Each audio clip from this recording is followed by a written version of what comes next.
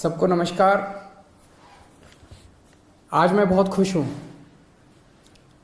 पंजाब के लोगों के लिए खुश हूँ, देश के लोगों के लिए खुश हूँ।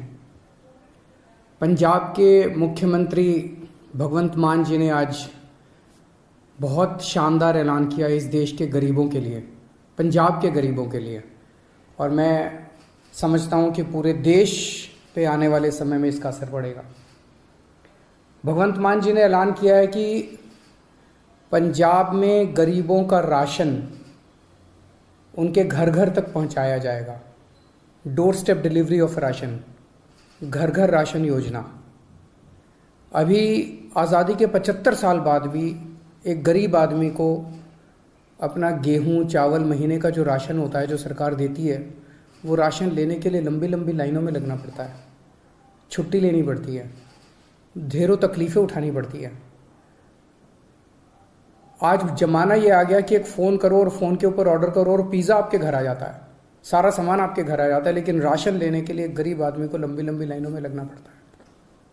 तो घर घर राशन योजना के तहत लोगों का गेहूं या आटा या दाल जो भी है, चावल, वो अच्छी सी पैकिंग करके, बोरी में पैकिंग करके आपके घर का जितना भी बनता है वो आपके घर में सरकार हर महीने आपके घर में दे के आएगी। पंजाब के गरीबों को इससे बहुत फ़ायदा होगा। तो मैं पंजाब के लोगों को बहुत बहुत बधाई देता हूँ। मैं समझता हूँ ये जल्दी लागू होगा, आज ऐलान किया गया है। दिल्ली में पिछले 4 साल से हम लोग इस योजना को, door step delivery of ration की योजना को लागू करने के लिए बहुत संघर्ष कर रहे हैं।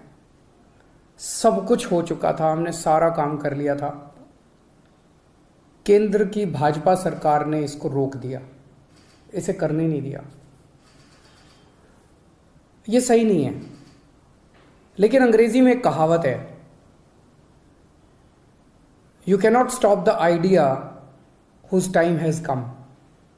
जिस आइडिया का समय आ चुका है उसको कोई नहीं रोक सकता, उसको कोई ताकत नहीं रोक सकती, फिर उसके पीछे कुदरत लग जाती है। अब इसका आइडिया आ चुका है, इसका समय आ चुका है, तो ये तो लागू होगा। दिल्ली में नहीं लागू करने दिया, कोई बात नहीं, पंजाब में लागू करेंगे। पंजाब में लागू होगा, सारा देश देखेगा, सारे देश के लोग इसकी मांग करेंगे, पूरे देश में लागू होगा। जैसे आज मोहल्ला क्लिनिक दिल्ली में बने, पूरे देश में बन रहे हैं। दिल्ली के अंदर जो जो चीज़ें लागू कर रहे हैं, पूरे देश में लागू होती जा रही हैं।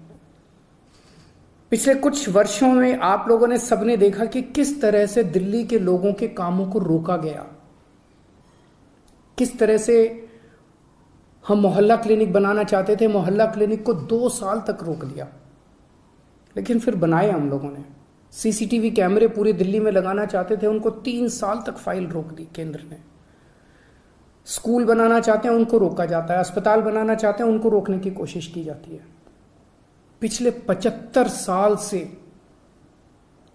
इस देश के लोगों को रोका गया, हर कदम पे रोका गया। लोग आगे बढ़ना चाहते हैं, लोग विकास करना चाहते हैं, लोग प्रगति करना चाहते हैं, उन्हें रोका जाता है। इस देश के लोग बहुत अच्छे हैं, इस देश के लोग बहुत इंटेलिजेंट है, इस देश के लोगों में बहुत टैलेंट है, इस देश के लोग तरक्की करना चाहते हैं, लेकिन उनको 75 साल से रोका जा रहा है।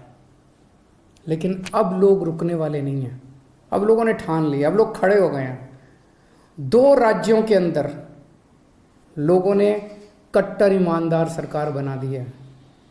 अब ये देश तरक्की करेगा, अब ये देश आगे बढ़ेगा। मैं उन सब लोगों को कहना चाहता हूँ, सभी ताकतों को कहना चाहता हूँ जो इस देश को रोकने की कोशिश कर रहे हैं, कि आप जो मर्जी कर लीजिए, अब ये देश रुकने वाला नहीं है। नमस्कार।